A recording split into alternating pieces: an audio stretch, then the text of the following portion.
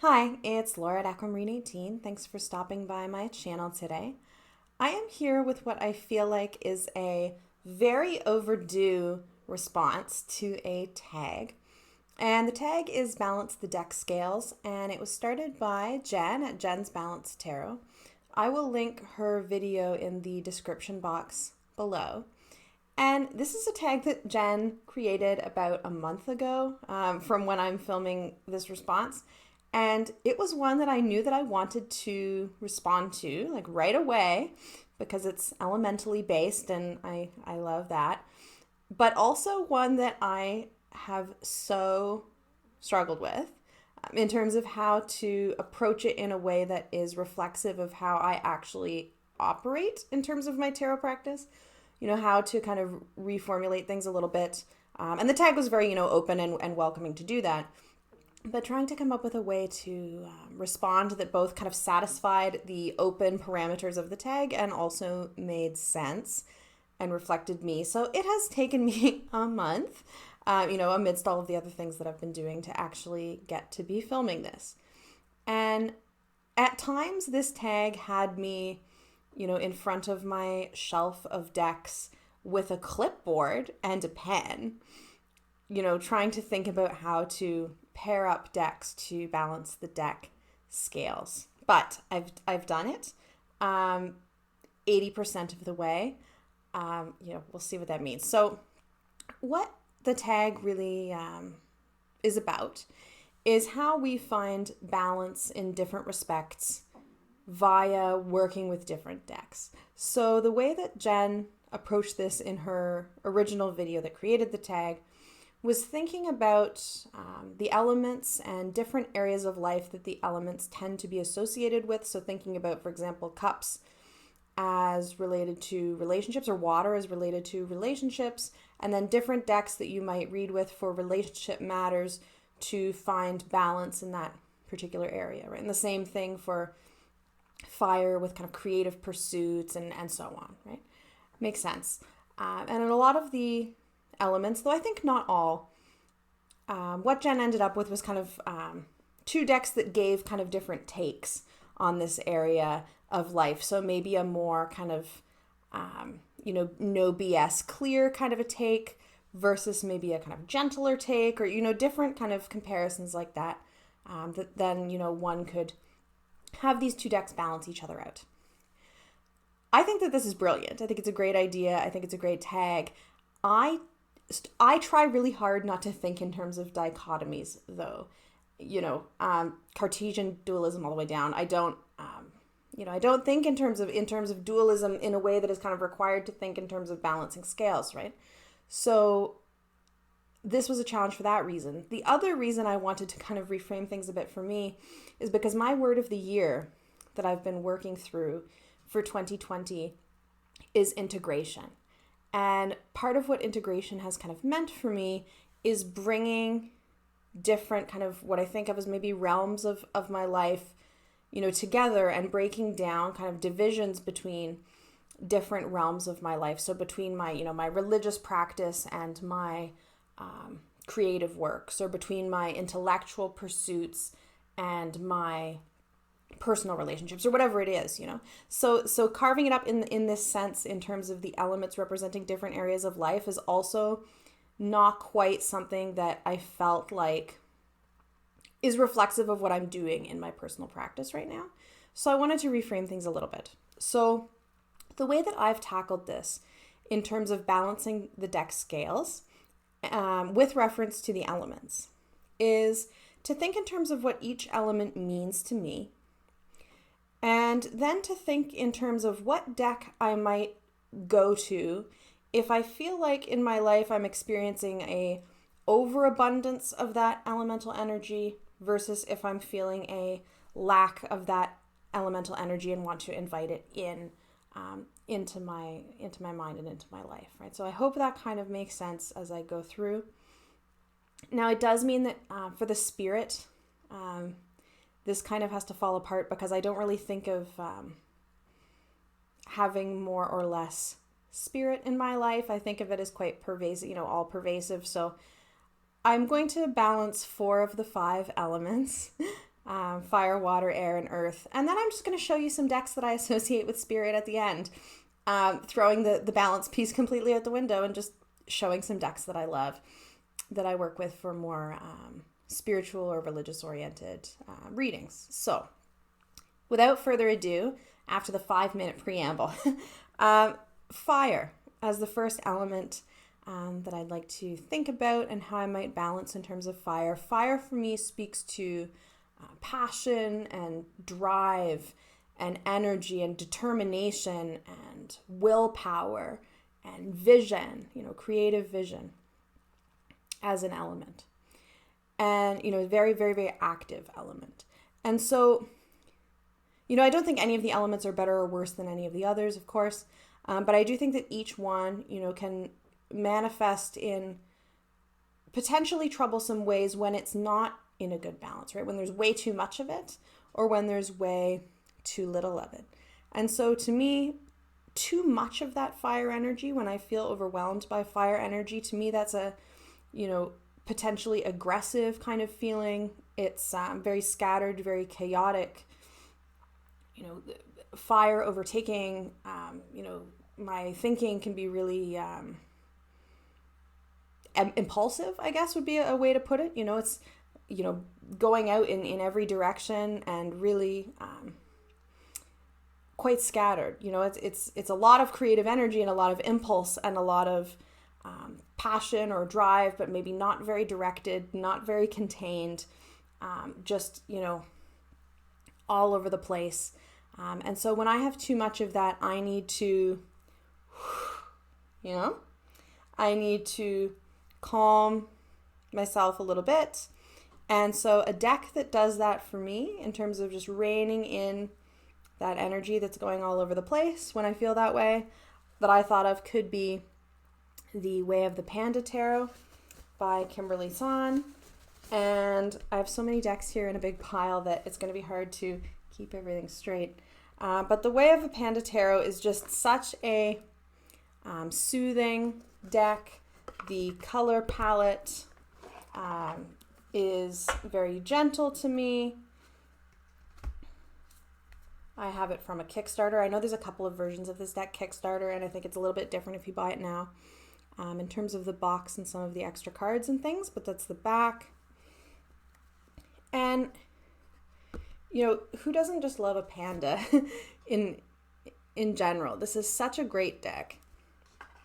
And the pandas can bring me back to center in a sense, Pandas are not an animal that is necessarily especially fast moving a lot of the time, I think they spend quite a lot of their time eating, and eating a quite selective diet actually.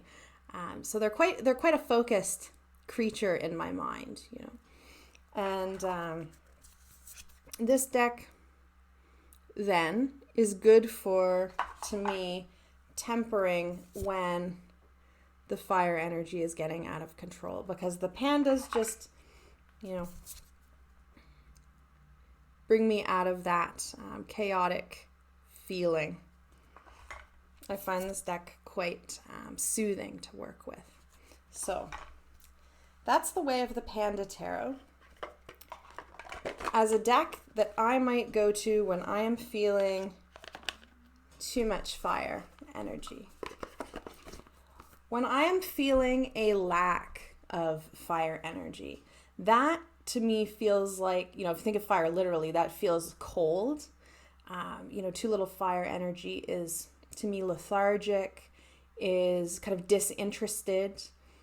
Like you don't have a spark, to be kind of literal. You're not really feeling very creative. You're not really feeling very motivated. You don't feel very determined, to do much. And I can get into that kind of funk when I don't have enough fire energy. And a deck that came to mind, this is one of the easier ones for me to pick actually, that is, the Spark Igniter deck for me, that is a reminder of, the importance of pushing forward and, what to aim for, and, just that ignition and that fire that I need if I don't feel enough fire energy in my life is the Next World Tarot by Christy C. Road. And this deck is, one of my favorite decks. I have the mini version as well. I keep on saying that I'm going to trim this deck and then I never do. And, the cards are big and colorful. And this is a very political deck. And while there's something kind of dystopian about the setting to me, there is also so much hope in this deck. There is so much will to create a better world in this deck. And so, when I'm feeling de-energized, when I'm feeling that burnout, this deck is a reminder to, try to combat that burnout and keep going, because there's something to keep going for, and this deck does that for me. And it's a deck I work with a lot because burnout is real. So that's the Next World Tarot by Christy C. Road. So because of the way that I've reframed this this tag, I've come up with some interesting pairs, needless to say. So fire energy in my life, if I'm feeling like I'm overwhelmed with fire energy, way of the Panda. And if I'm feeling like I really need, a fire under me to get going, then Next World Tarot are the two decks that I chose. Next up is water energy. And so for me, water energy, water is so much associated with the emotions and feelings and with compassion for me. Water is also a, mysterious one in its kind of associations with the moon. Water is so mutable, a mutable energy. I feel very watery a lot of the time as a Pisces. Surprise, surprise. But yeah, there's a kind of depths and mystery and emotional depths, that is what I think of when I think of water energy. So for me, feeling an overwhelming amount of water energy, feeling too much, feels unclear. Like being surrounded by water is kind of murky, right? Kind of blurry. Too much water is like tempestuous, like stormy. Emotionally stormy, maybe volatile. Really, really sensitive and really raw. That's too much water. And so when I feel overwhelmed with that water energy, I needed a deck that feels solid, feels tangible in comparison to kind of the, what is the word for this? Not softness, like liquidity of water, right? I need a deck that feels solid, and also a deck that, if I'm feeling that real too much water, I need a deck that's not one that tends to evoke a real kind of emotional response from me. And some decks just do more than others. That's not something a deck needs to do for me to love it, but I want a deck that feels really, really solid, really grounding, and not one that I'm going to have a immense emotional reaction to. And the deck that I chose for that, then, for when I feel too much water, is the Anima Mundi Tarot by Megan Weirden of the Creeping Moon. And this is an animal deck. It's a pip-ish animal deck. It's linen cardstock. And, this deck is very earthy to me. It's a very grounding deck. It's one that I find to be a very clear reader, that I get really clear readings from. But it is not one that I, am really tend to be really emotionally affected by. It's not the deck that makes me cry, So this deck is a really good one when I'm feeling that water overwhelm. With the linen finish, it's a really tactile kind of deck, which I think is a different, kind of sense than than water. So that's a good one for too much water. too little water energy to me feels like detachment, emotional detachment, lack of feeling, numbness, feeling, like caring is a bit of a struggle. Feeling, not invested, not emotionally invested, feeling checked out is when there's not enough water energy for me. And when there's not enough water energy, I need a deck that, makes my heart sing. I need a deck that is one that just, touches me on an emotional level and brings that water energy to me.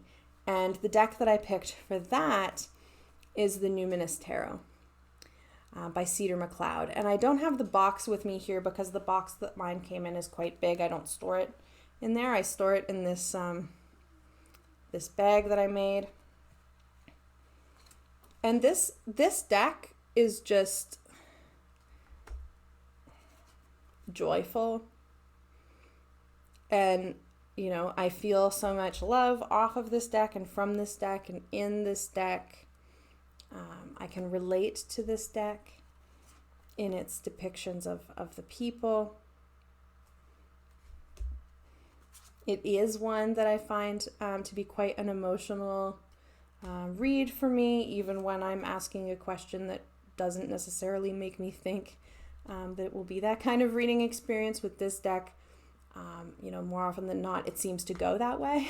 So, the Numinous Tarot is my deck for when I'm feeling like I need some water in my life, when I'm feeling a little bit of emotional disconnect and need, those heartstrings pulled, then that is the deck that I go to, is the Numinous Tarot for too little water energy. And when I have too much, ground with the Anima Mundi. So that's the pair that I came up with for water. For air energy, I think of the intellect. I think of communication, of course. I think of air as being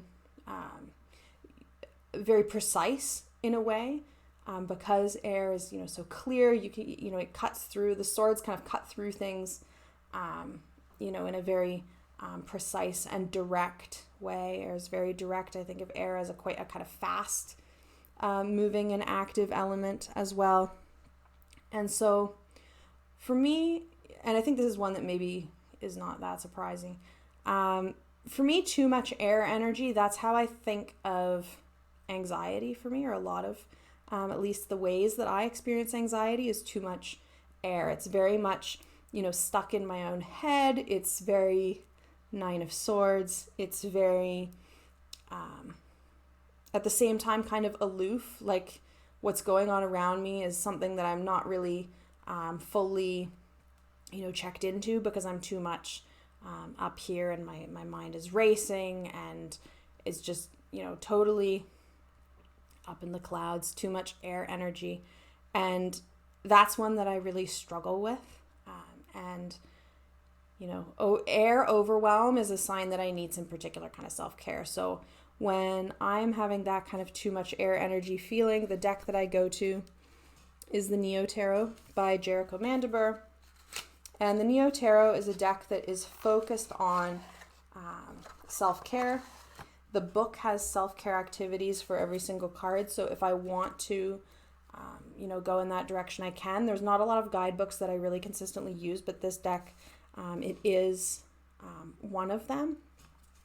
It's also a deck that, because it's very Smith-Waite inspired, it's a deck that doesn't require too much exertion of my analytic mind, right? Because the symbols are so familiar. And when I'm overwhelmed by air energy, the last thing I want to do is have a kind of overanalyzing experience, because that's like where I'm stuck, right?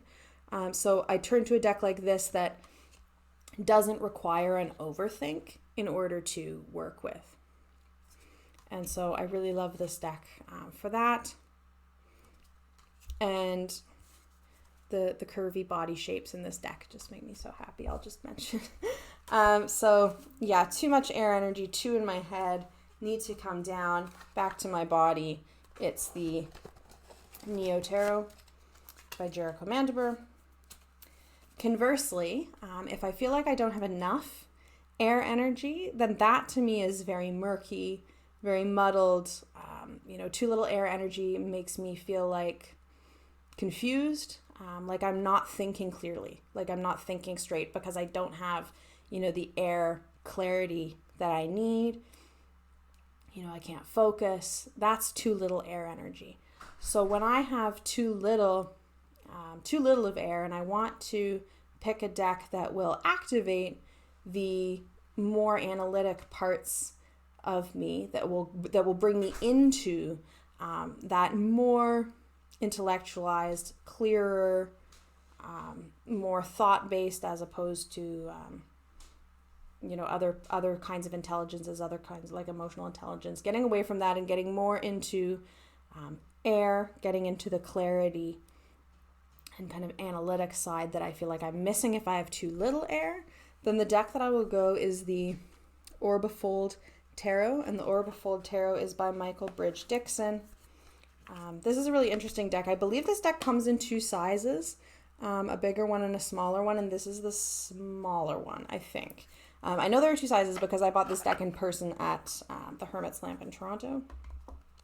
So the Orbifold Tarot is, for me, a very analytical and air-driven read for me, because it is really pure association.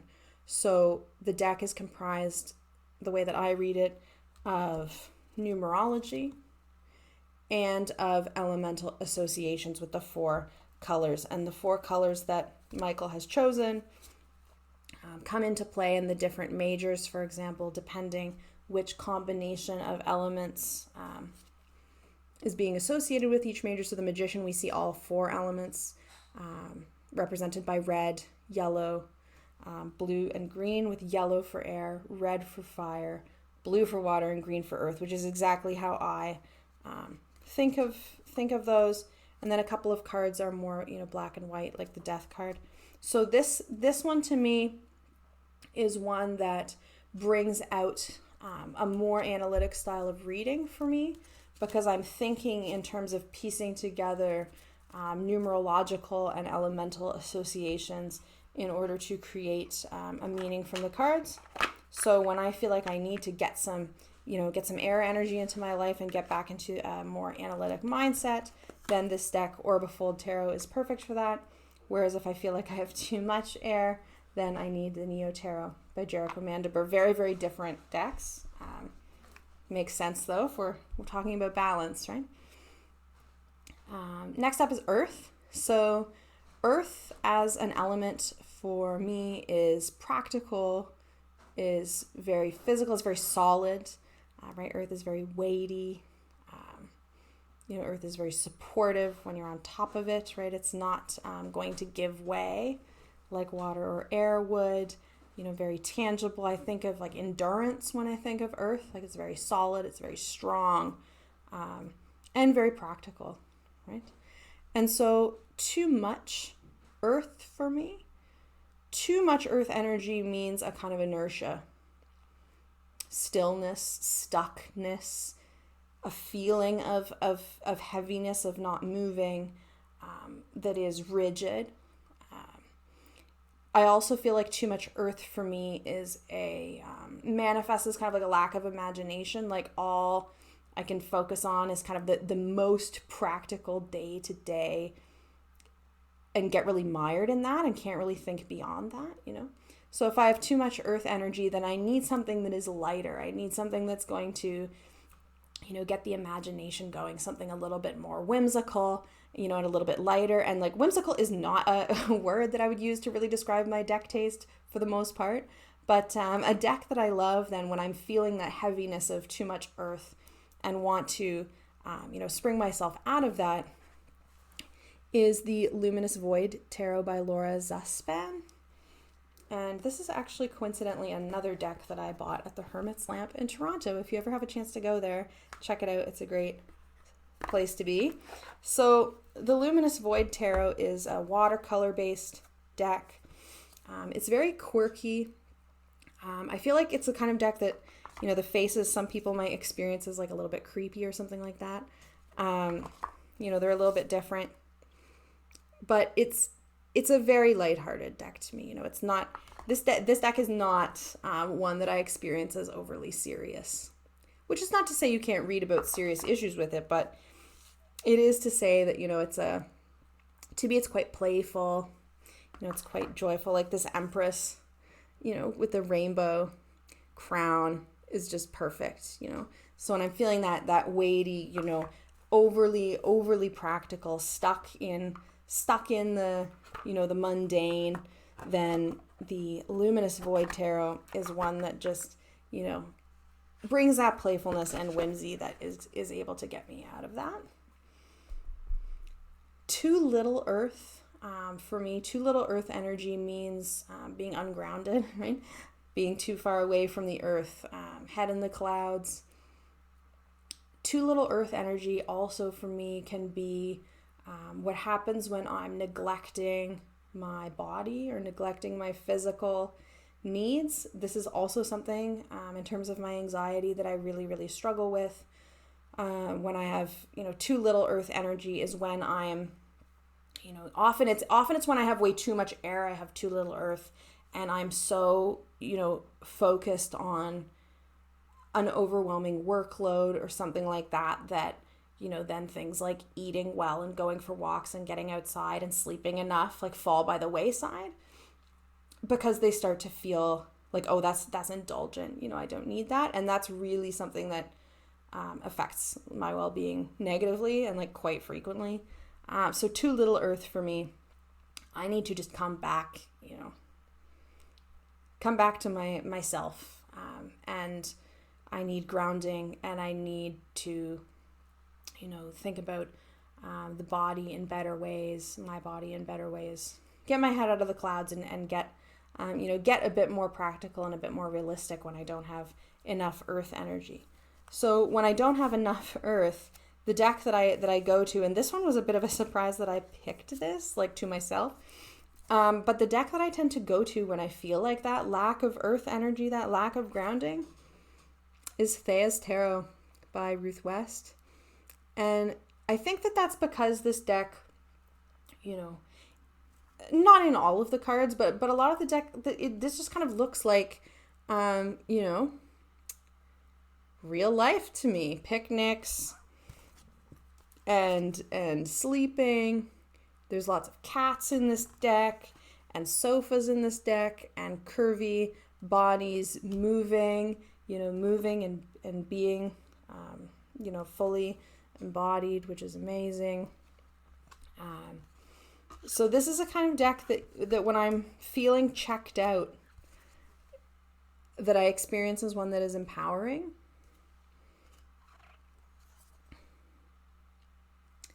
And that is also quite a clear reader for me as well. Very grounding deck. I didn't pick one because I thought it would be like too obvious and boring, but I would also say if I was doing this series of questions with oracle decks, when I need more earth in my life, that would be also somewhere where the animal themed oracle decks would come out for sure, which is probably not a surprise at all. So yeah, that's the deck that brings me to earth, is the Thea's Tarot, whereas when I'm overwhelmed and weighed down with earth, then it's the Luminous Void by Laura Zespan. So those are my elemental combinations of decks for fire, water, air, and earth. And trying to balance those energies in terms of when I feel like I have an overabundance of those energies or a lack thereof. So Spirit, I'm just cheating on the tag and treating like a wild card, because Spirit, I will say, like Spirit, I don't think of as an element. Because I think that Spirit imbues all elements for me, and Spirit or the sacred, or whatever kind of language that I might use to describe that. I don't usually use the language of God, but maybe, so the sacred or Spirit is in kind of everything, in all its multiplicity, in all of Earth and nature and the galaxy, and all of its multiplicity is where divinity is for me.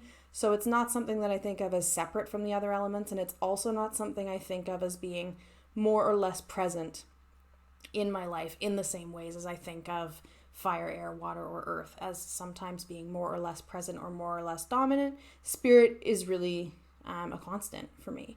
So I just, cheated on the prompt and decided to show you some decks that I associate with spirit, or that when I'm, wanting to tap into that in a more conscious way, that are decks that I might pick. And so I picked 3, and they're all very different, actually. And I picked the 3 that I maybe go to the most for this. There are others in my collection that I would also put in this group, but that I maybe work with less often, so I picked the 3. The first one, prepare to be jealous, but not for too much longer, the OceanDry Tarot by Colin Campbell. So this is, the prototype deck that I won, but the OceanDry deck is launching this year. So if this is a deck that speaks to you, you'll be able to have your own OceanDry Tarot at some point. I'm totally going to order another one because I want the little white book. But the OceanDry Tarot is one that, the colors and the, just the ways that it's constructed in terms of the story that goes with it. I'm going to make a video about this deck, so I won't say everything about it here, but the ways that different elements and numbers intermingle in this deck, is spirit to me. And I like that I have a pip deck that I can put in the, in the spirit, category. It's a little bit more abstract, particularly in the minors, which works for me. And the majors in this deck, there's not a one that I don't love. They're beautiful when they appear in a reading. Just want to find some. And Colin on his YouTube channel, which is Prism and Company, has a video that's like a guided meditation of the new order of the majors, that the majors appear in this deck in a completely reordered way. And so it's kind of like, how the Fool's Journey is a way of thinking about the trajectory of the majors in a Smith-Waite deck, or in a Marseille deck. This is its own order, so the journey becomes something completely different, and I found it to be very affecting. I've listened it through multiple times, and so this deck is spirit to me, 100%. And I'm really glad that this deck is going to be in the world and in more hands than it is right now, because I think that it's a really special one to work with. So that's my first spirit deck, the OceanDry Tarot by Colin Campbell, and the side says, tell new stories, which this deck does. The second deck, and I picked 3, the second deck that I put in my spirit decks category is the Soul Cards Tarot deck by Christine Fredheim, Karina Nika, and Eva Eklund. And there's a couple of versions of this deck. I believe the other one is kind of pink, more pink background. This one is the black background. And something that has been really intriguing me lately is sigil work. And this deck feels really sigil magic to me. This is a deck that looks incredible in candlelight. This is a deck that I have done readings with, but also a deck that I've kind of put out on my altar space for using for other purposes. So this one is very much a spirit deck for me. And I will also say, I actually intend, I won't say which ones yet, but this deck I intend to potentially be the source of my next tattoo. When, the world situation is such that getting a tattoo feels like a more reasonable thing to do. It's not something I'm rushing out to do right now for probably obvious reasons. But I love the design of this deck. This deck feels really thoughtful and really evocative of the archetypes of each card. So that is very much a spirit deck for me, soul cards. And the last deck that I will mention as a spirit deck for me, a soul deck for me, is the Naturescapes Tarot by Tina at Queen of Wands. And I've shown this deck before. This deck is the sacred to me. You know, this is what it looks like. So for a deck to connect to spirit, to connect to the divine, you know, this is the deck that visually captures it for me, more than any other deck that I've ever seen.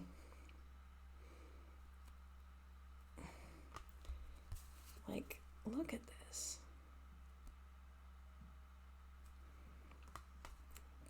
Yeah, so spirit deck, Naturescapes Tarot.